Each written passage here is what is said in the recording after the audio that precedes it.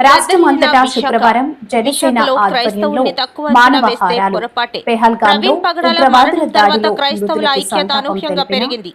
విశాఖ నగరం దద్దరిల్లేలా భారీ శాంతి ర్యాలీ. యేసుక్రీస్తు పునరుద్ధానాన్ని ముందు రోజే చాటి చెప్పిన క్రైస్తవులు. నిన్న గుడ్ ఫ్రైడే, ఈ రోజు విశ్రాంతి రోజు, రేపు పునరుద్ధాన ఆదివారం. ఇది క్రైస్తవుల ప్రతి సంవత్సరం నిర్వహించే సాంప్రదాయం. శుక్రవారం యేసుక్రీస్తు శిలువపై మరణం చెందితే మూడవ రోజు ఆదివారం ఆయన తిరిగి లేచి పునరుద్ధానుడయ్యాడని క్రైస్తవుల ప్రగాఢ విశ్వాసం. అలాగనే ఆయన తిరిగి వచ్చి ఆయనను నమ్మిన వారిని తిరిగి పరలోకానికి తీసుకువెళ్తారని వారు నిరీక్షణ. శనివారం శాంతి దినంగా పురస్కరించుకుని గత కొన్ని సంవత్సరాలుగా యేసు కోసం పరుగు, రన్ ఫర్ జీసస్ అనే నినాదంతో మండలాలు, జిల్లాలు, రాష్ట్రాల సైతం ఈ కార్యక్రమాన్ని నిర్వహిస్తున్నారు. అయితే గతంలో అంతంత మాత్రంగా నిర్వహించిన ఈ కార్యక్రమాన్ని ప్రవీణ్ పగడాల మరణానంతరం క్రైస్తవుల అనూహ్యంగా ఐక్యత చోటు చేసుకుంది.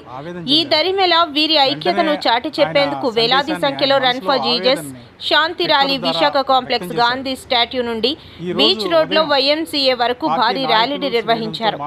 క్రైస్తవ వీధి సంఘాల సభ్యులు, వారిలో ఉన్న డినామినేషన్లకు అతీతంగా అందరూ చిన్న పెద్ద తేడా లేకుండా ర్యాలీలో పాల్గొనడం అందరికీ ఆశ్చర్యాన్ని కలుగజేసింది. ఈ నిర్వహణ సీఎం, జేఏసీ, స్థానిక నగర ఫెలోషిప్లు, జిల్లా మండలాల ఫెలోషిప్లు సంయుక్త ఆధ్వర్యంలో జరిగిందని వక్తలు తెలిపారు. ఈ కార్యక్రమంలో బిషప్లు, ఆర్చ్ బిషప్లు, స్థానిక క్రైస్తవ నాయకులు పెద్ద ఎత్తున పాల్గొన్నారు.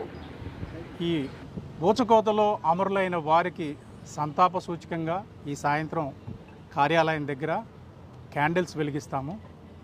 రాష్ట్ర వ్యాప్తంగా జనసేన కార్యాలయాలు ఎక్కడున్నాయో అన్ని చోట్ల, అన్ని ప్రాంతాల్లోనూ జనసేన నాయకులు, కార్యకర్తల ఇళ్ల మీద కూడా ఈ పార్టీ పతాకాన్ని ఈరోజు అవనతం చేయమని అధ్యక్షుల వారి ఆదేశం.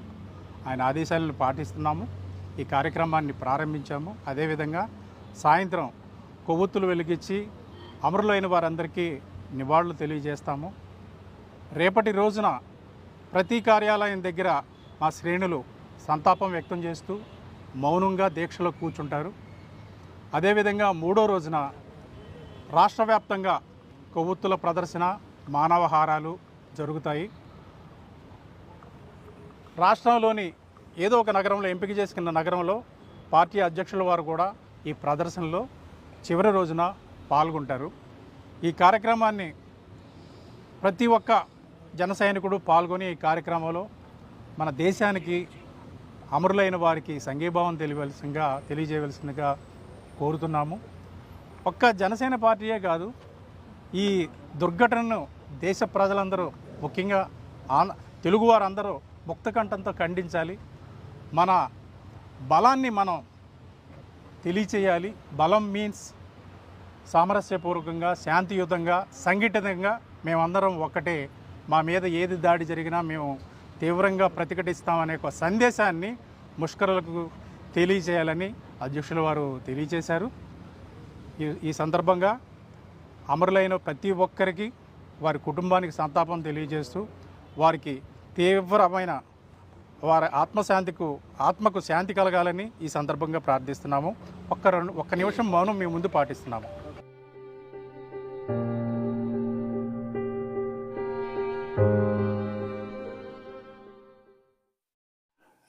రాజధాని అమరావతి ప్రాంతంలో ఇవాళ మంత్రి నారాయణ పర్యటించారు. ప్రధానమంత్రి నరేంద్ర మోదీ ఏపీ రాజధాని అమరావతిలో మే 2వ తేదీన పర్యటించనున్నారు. ఈ నేపథ్యంలో మంత్రి నారాయణ అధికారులకు కీలక ఆదేశాలు జారీ చేశారు. అమరావతి రాజధాని నిర్మాణానికి దాదాపు 5,000 కోట్ల పైగా ఖర్చు పెట్టడం, అనేక రోడ్లు అవన్నీ చేశాం. అప్పుడు అమరావతి రాజధాని క్యాపిటల్ సిటీ ఏదైతే ఉందో దాని యొక్క శంకుస్థాపనకి ఆ రోజు ప్రధానమంత్రి గారు రావడం జరిగింది. వారి చేతుల మీద జరిగింది. అయితే గత ప్రభుత్వం రాజధానికి సంబంధించి 3 ముక్కలు ఆటాడి ఎక్కడా రాజధాని లేకుండా నిర్విరామం చేయటం, అంతేకాండి ఈ ప్రాంతాన్ని అంతా ఒక అడవిలాగా చేసేసింది. అయితే ఈ ప్రభుత్వం రాగానే గౌరవనీయ ముఖ్యమంత్రి నారా చంద్రబాబు నాయుడు గారు వెంటనే ఈ ఏరియా అంతా పర్యటించి ఇమీడియట్గా వర్క్స్ టేకప్ చేయమని సిఆర్డీకి చెప్పడం, ఆ నేపథ్యంలో యాక్చువల్గా 64,000 కోట్లకి యాక్చువల్గా టెండర్లు పిలవటానికి అథారిటీలో పర్మిషన్ తీసుకోవటం, దానికి సంబంధించి దాదాపు 41,000 కోట్లకైతే టెండర్ పిలిచి గ్రౌండ్ అయిపోయినాయి. అయితే ఈ నేపథ్యంలో ఈ యొక్క వర్క్స్ని మళ్ళా ప్రధానమంత్రి చేతుల మీదే పునఃప్రారంభించాలని ముఖ్యమంత్రి గారు నిర్ణయించి వారిని ఇన్వైట్ చేశారు. వారు 2వ తేదీ రావడానికి యాక్చువల్గా టైం ఇవ్వడం జరిగింది.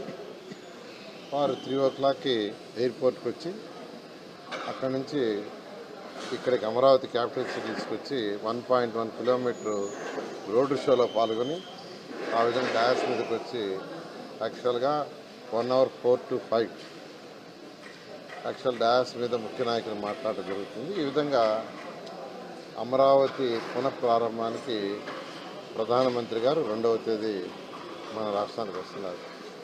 అయితే ఈ నేపథ్యంలో సుమారుగా 5 లక్షల పైగా ప్రజలు ఈ కార్యక్రమానికి వస్తారని దానికి ఏర్పాట్లు జరిగినాయి. ఈ నేపథ్యంలో అన్నిటికంటే ముఖ్యమైనది ఇంకా అమరావతి క్యాపిటల్ సిటీని నేషనల్ హైవే కలిపే ఈ 13 రోడ్డు కానీ, ఈ 15 రోడ్డు కానీ, ఈ 11 రోడ్డు కానీ, సీడాక్స్ రోడ్డు కానీ ఇంకా ఆ యొక్క వర్క్ కానందువల్ల ఇన్ని లక్షల మంది వచ్చేటప్పుడు జాగ్రత్తగా ప్రణాళిక చేయాలని పోలీస్ డిపార్ట్మెంట్ వాళ్ళు గత 4 daysలో అనేక రోడ్లను పరిశీలించారు. వాళ్ళు కొన్ని బాటిల్ నెక్స్ ఉన్నాయి, వాటిని క్లీన్ చేయాలంటే ఈరోజు పోలీస్ డిపార్ట్మెంటు ఐజీ గారు, ఎస్పీ గారు మరియు వారి సిబ్బంది, అదేవిధంగా సిఆర్డీఏ సిబ్బంది ఉత్తరాంధ్ర ప్రజల రుణం తీర్చుకునేలా రాష్ట్రంలో ప్రాజెక్టులను పూర్తి చేస్తామని, ఉత్తరాంధ్రకు ఉజ్వలమైన భవిష్యత్తు ఉందని ఏపీ నీటిపారుదల శాఖ మంత్రి నిమ్మల రామానాయుడు అన్నారు. బుధవారం ఆయన విశాఖలో మీడియా సమావేశంలో మాట్లాడారు. జగన్ హయాంలో సాగు, తాగునీటి ప్రాజెక్టులు తీవ్ర నిర్లక్ష్యానికి గురయ్యాయని, ప్రాజెక్టుల నిర్వహణ అసలు పట్టించుకోలేదని తీవ్ర స్థాయిలో మండిపడ్డారు. ఉత్తరాంధ్ర తెలుగుదేశం, జనసేన, బీజేపీ ఎన్డీఏ ప్రభుత్వానికి అత్యంత ప్రాధాన్యత ఇచ్చేటువంటి పనిచేసేటువంటి ప్రభుత్వం.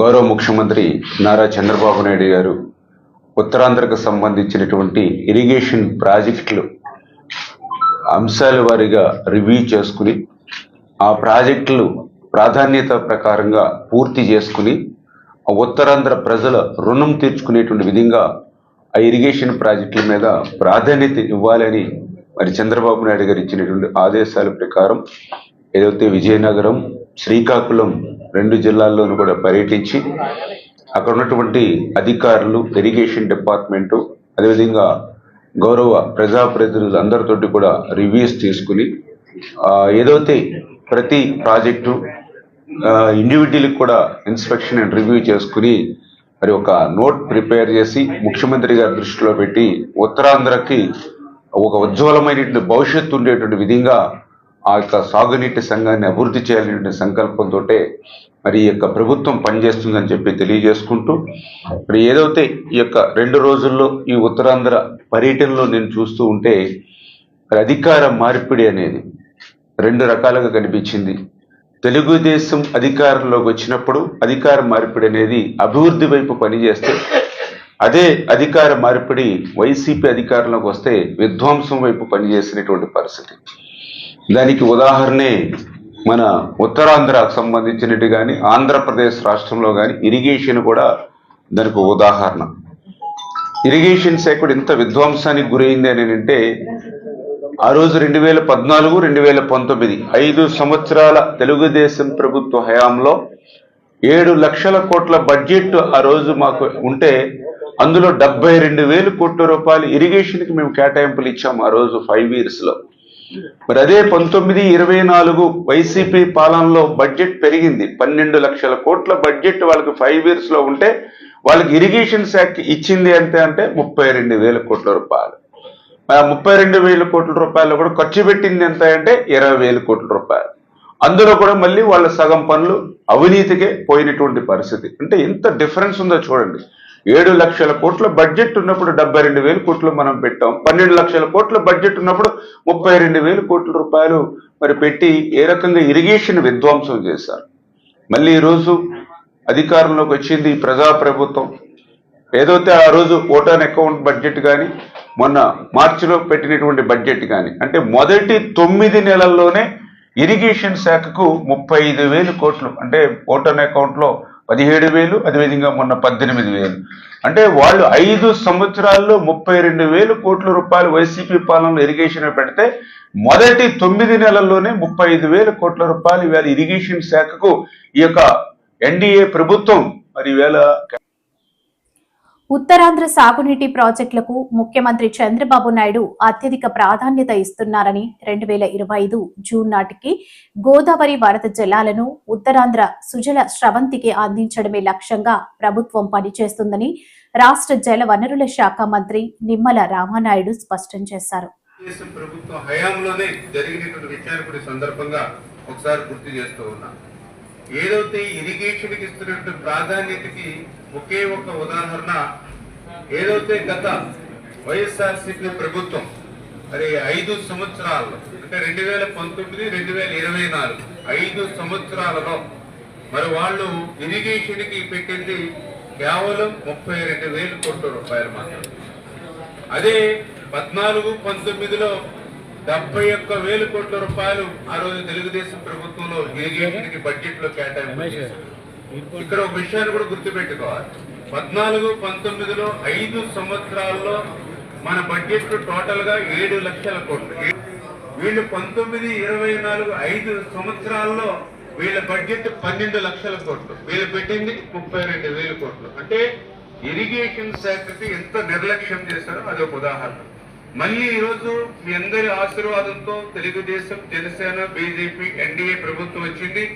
ఈ 9 నెలల కాలంలోనే మన ఓటాన్ అకౌంట్ బడ్జెట్ లో ఒక 17,000 కోట్లు, అదేవిధంగా మన బడ్జెట్ లో ఒక 18,000 కోట్లు, అంటే 35,000 కోట్ల రూపాయలు ఈ మొదటి సంవత్సరంలోనే ఇరిగేషన్ శాఖకు ఈరోజు ఎన్డీఏ ప్రభుత్వం నిధులు కేటాయించింది అని అంటే 5 సంవత్సరాల్లో వైఎస్ఆర్సీపీ ప్రభుత్వం 32,000 కోట్లు కేటాయిస్తే ఇవాళ ఎన్డీఏ ప్రభుత్వం 9 నెలల్లోనే 35,000 కోట్ల రూపాయలు ఇరిగేషన్ కి కేటాయించింది అని అంటే ఈ యొక్క ఇరిగేషన్ కి ప్రభుత్వం ఇస్తున్న ప్రాధాన్యతకు అదే ఒక ఉదాహరణ తెలియజేసుకుంటూ, అందులో ముఖ్యంగా ఏదైతే ఈ రోజు ఉత్తరాంధ్రకు ఒక ఉజ్వలమైనటువంటి భవిష్యత్తు ఉండాలనేటువంటి ఆలోచనతో ఈ రోజు చంద్రబాబు నాయుడు గారు కూడా చాలా క్లియర్ గా ఉత్తరాంధ్ర ప్రజలు రుణం తీర్చుకునేటువంటి విధంగా ఇరిగేషన్ శాఖకు అత్యధిక ప్రాధాన్యతనిచ్చి 1-2 రోజులు ప్రతి ప్రాజెక్టుని కూడా మీరు రివ్యూ చేసుకుని ఆ రివ్యూ చేసినటువంటి ప్రాజెక్టుల యొక్క నోట్స్ అన్ని కూడా మళ్ళీ మీరు ఒక్కసారి మనం రివ్యూ చేసుకుని తొందరలోనే ఉత్తరాంధ్రలో కూడా ఒక రోజు నేనే ఉత్తరాంధ్ర సుజల స్రవంతి మీద కూడా రివ్యూ చేస్తానని చెప్పి స్వయంగా చంద్రబాబు నాయుడు గారు ముఖ్యమంత్రి గారు చెప్పారని అంటే ఈ ఉత్తరాంధ్ర మీద, ఉత్తరాంధ్ర ఇరిగేషన్ ప్రాజెక్టుల మీద ఆయన ఉన్నటువంటి శ్రద్ధకే అది కూడా ఒక నిదర్శనం అని చెప్పి కూడా తెలియజేసుకుంటూ, మరి ఏదైతే ఈ ఉత్తరాంధ్ర కూడా సంబంధించి నేను కూడా చూస్తే ఆ రోజు 14-19లో ఈ ఉత్తరాంధ్రకి 1,531 కోట్ల రూపాయలు ఆ రోజు మేము పెట్టడం జరిగింది. మరి ఏదైతే బడ్జెట్ పెరిగింది కానీ కేటాయింపులు 19-24లో చూస్తే కేవలం 453 కోట్ల రూపాయలు మాత్రమే. అంటే ఈ రకంగా ఉత్తరాంధ్రకు అడుగడుగునా కూడా మరి గత వైసీపీ ప్రభుత్వం ఎంత అన్యాయం చేసిందో, అందులో కూడా పర్టికులర్ గా మీ అందరికీ తెలుసు ఏదైతే ఉత్తరాంధ్ర సుజల స్రవంతి ఉత్తరాంధ్ర కళ ఏదైతే ఉందో మరి దానికి జీవో నెంబర్ 3 వాస్తవాలపై మంత్రి సంధ్యారాణి బహిరంగ చర్చకు సిద్ధమా అని మాజీ డిప్యూటీ సీఎం పాముల పుష్పశ్రీవాణి సవాల్ విసిరారు. ఆమె మాట్లాడుతూ పాడేరు ఐటీడీఏ గవర్నింగ్ బాడీ సమావేశంలో మీరు చెప్పిన ప్రతి అబద్ధాన్ని ఖండిస్తున్నా. ఎన్నికల ముందు మీరు చెప్పిన మాటలేంటి, ఇప్పుడు మీరు ఆడుతున్న అబద్ధాలేంటి అని ప్రశ్నించారు. అందరికీ నమస్కారం. నేను మీ పాముల పుష్పశ్రీవాణి, ఎక్స్ డిప్యూటీ సీఎం. మా కర్మేంటో మా ట్రైబల్ వెల్ఫేర్ మినిస్టర్ కి ఒక అంశం మీద ఎన్నిసార్లు క్లారిఫికేషన్ ఇవ్వడం అనేది నిజంగా దురదృష్టకరం. ఏదైతే పాడేరులో జరిగినటువంటి పాలక వర్గ సమావేశంలో భాగంగా మంత్రి గారు చాలా తీవ్రమైన వ్యాఖ్యలు చేశారు. వాటన్నిటినీ కూడా తీవ్రంగా ఖండిస్తున్నాము. ఆమె చేసినటువంటి వ్యాఖ్యలు ఏమిటి అని అంటే, జీవో నెంబర్ 3 అనేది మీ వల్లే పోయింది, జీవో నెంబర్ 3 ఇంకా రాదు, దానికి ప్రత్యామ్నాయంగా వేరొక జీవోని తీసుకురావడానికి కూటమి ప్రభుత్వం ఆలోచన చేస్తుంది అని చెప్పేసి మంత్రి సంధ్యారాణి గారు మాట్లాడడం అందరూ కూడా చూశారు. అయితే జీవో నెంబర్ 3 అనేది మీ వల్లే పోయింది, ఇంకా రాదు, కనీసం మీరు ఒక అడ్వకేట్ ని కూడా గత ప్రభుత్వంలో నియమించలేదు అని చెప్పేసి నిస్సిగ్గుగా ఎన్నిసార్లు ఒక అబద్ధాన్ని మాట్లాడతారు? అంటే ఒక అబద్ధాన్ని 100 సార్లు చెబితే నిజమైపోతుందని మీరు భావిస్తున్నారని మాకు అర్థమవుతుంది. ఎలక్షన్ ముందు కూడా జీవో నెంబర్ 3 విషయంలో ఎన్నో అబద్ధాలు చెప్పి గిరిజనులకి మభ్యపెట్టారు. జీవో నెంబర్ 3 అనేది జగన్మోహన్ రెడ్డి గారి వల్లే పోయింది అని చెప్పేసి గిరిజనుల్ని మభ్యపెట్టారు. ఆ అబద్ధమేని బాగా ఎక్కించారు. మేము ఎన్నో సందర్భాల్లో చాలా క్లారిటీ ఇచ్చాం. జీవో నెంబర్ 3 విషయంలో గత ప్రభుత్వం, జగన్మోహన్ రెడ్డి గారి ప్రభుత్వం రివ్యూ పిటిషన్ వేసింది. ఆ రివ్యూ పిటిషన్ సుప్రీంకోర్టు నెంబర్ ఇస్తూ మొన్న ఏప్రిల్లో ఆ రివ్యూ పిటిషన్ ని, అంటే ఏపీ గవర్నమెంట్ తో పాటు ఇంకొక 16 మంది రివ్యూ పిటిషన్లు వేస్తే మొత్తం 17 రివ్యూ పిటిషన్లు కొట్టేసింది సుప్రీంకోర్టు అని ఎంతో క్లారిఫికేషన్ మీకు ఇవ్వడం జరిగింది విత్ ఎవిడెన్సెస్. కానీ ఈరోజు మంత్రి గారు నిస్సిగ్గుగా ఒక ఎవిడెన్స్ ఉండదు, ఏమీ అసలు కనీసం ఒక డేటా కూడా తెప్పించుకొని మాట్లాడేటువంటి పరిస్థితి లేదు. మాకు అర్థం కాని ఏంటంటే, మీకు సబ్జెక్ట్ తెలీదా, లేకపోతే మీరు అవగాహన కల్పించుకోలేకపోతున్నారా, లేకపోతే మీ డిపార్ట్మెంట్ వారు మీకు అవగాహన కల్పించట్లేదా? మాకు అర్థం అవ్వట్లేదు. కనీస అవగాహన లేనటువంటి మాటలు మాట్లాడుతున్నారు. నిస్సిగ్గుగా ఒక మంత్రి స్థాయిలో ఉండి అబద్ధాలు చెప్తున్నారు. ఏమంటారు మీరు? కొత్త జీవో తీసుకురావడానికి కూటమి ప్రభుత్వం ప్రయత్నం చేస్తుంది ప్రత్యామ్నాయంగా. అసలు ప్రత్యామ్నాయంగా మీరు ఒక జీవో తీసుకురావాలంటున్నారని చెప్తున్నారు. అసలు నిజంగా మీలో చిత్తశుద్ధి ఉంటే ప్రత్యామ్నాయంగా జీవో నెంబర్ 3కి ప్రత్యామ్నాయంగా ఇంకో జీవో తీసుకురావాలని నిజంగా చిత్తశుద్ధి ఉంటే మీ ప్రభుత్వం ఏర్పడి మీరు మంత్రి అయ్యి సంవత్సరం కావస్తుంది. ఇప్పటి వరకు ట్రైబల్ అడ్వైజర్ కౌన్సిల్ ని ఏర్పాటు చేయలేదు. ఏ ప్రత్యామ్నాయ ఇల్లు కూల్చివేత దారుణాలపై సిపిఎం ప్రెస్ మీట్. పశ్చిమ గోదావరి జిల్లా ఉండి నియోజకవర్గం పాలకోడేరులో ఎస్ఎస్ఆర్ నగర్లో అధికారులు ఇటీవల కూల్చేసిన ఇళ్లను పరిశీలించి బాధితులను సిపిఎం బృందం పర్యటించి పరామర్శించింది. ఈ పర్యటనలో ప్రజలు తెలిపిన దారుణాలను మీడియా సమావేశంలో తెలిపారు. గుడిసెల్ని బుల్డోజర్లు పెట్టి అక్రమంగా, అన్యాయంగా, దుర్మార్గంగా కూల్చేశారు. ఇక ఆ విధ్వంసకాండ ఇంకా కొనసాగుతుంది, ఆగలేదు, ఇప్పటికీ కొనసాగుతున్నది. మరొక 300-400 ఇళ్ళు లేపేయటానికి నోటీసులు ఇవ్వటం, వాళ్ళకి హెచ్చరికలు జారీ చేయటం జరిగింది.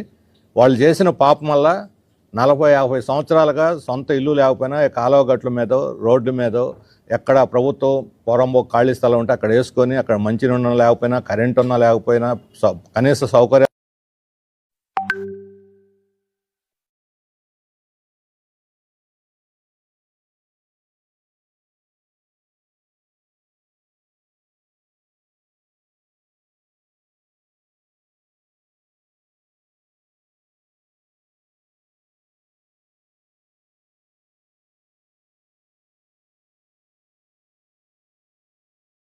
ఉన్నా లేకపోయినా పొట్టకూటి కోసం ఎక్కువ భాగం టీడీపీ ఓటేసినటువంటి వాళ్ళు.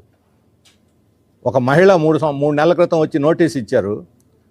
ఆమె అక్కడికక్కడే గుండె ఆగి స్పాట్లోనే చనిపోయింది. 3 రోజుల తర్వాత ఆమెకు నోటీస్ ఇచ్చారు, నువ్వు ఇల్లు తీసేయమని. చనిపోయిన ఆమెకి నోటీస్ ఇచ్చింది. ఇది ప్రభుత్వం యొక్క దౌర్భాగ్యం. లక్ష్మి ఆమె పేరు. మన అది పాలకోడేరు అల్లూరి సీతారామరాజు నగర్ కాలనీ, దాని పేరు కూడా. అల్లూరి సీతారామరాజునే గుండెల్లో పొడిచినట్టుగా ఉంది. చూస్తే బ్రిటిష్ వాళ్ళు చంపేశారు, వీళ్ళు మళ్ళీ ఆయన రఘురామకృష్ణరాజు ఇంకోసారి చంపేస్తున్నాడు అల్లూరి సీతారామరాజుని. అట్లాగే సింగిల్ ఉమ్మన్లు చిన్న చిన్న పిల్లల్ని పెట్టుకొని గుడిసె కూల్ చేసే రోడ్డు మీదనే పక్కన సామాను పెట్టుకొని పక్కింట్లో తలదాచుకుని పుట్టకొకరు చెట్టుకొకరు అయిపోయి ఏమిటి మన పరిస్థితి అని. పోనీ వాళ్ళు ఏమైనా అక్రమంగా ఉన్నారా, నీకు తెలియకుండా ఉన్నారా? 40-50 ఏళ్ల నుంచి ప్రభుత్వ స్థలంలోనే ఉన్నారు. వాస్తవం అది. ప్రభుత్వ స్థలంలో ఇళ్ళు వేసుకోవడం పేదలకున్న హక్కు. వాళ్ళకి నువ్వు పట్టా ఇవ్వాలి, ఇస్తామని తెలుగుదేశం ప్రభుత్వం వాగ్దానం చేసింది.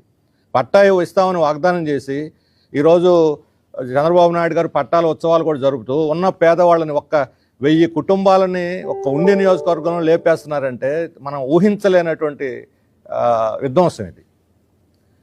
పోనీ అందరి పట్ల ఇలాగ ఉన్నారా? నేను చూసినటువంటి పాలకోడేరు మండలంలో పేదవాళ్ళు ఇళ్ళు వేసుకున్నటువంటి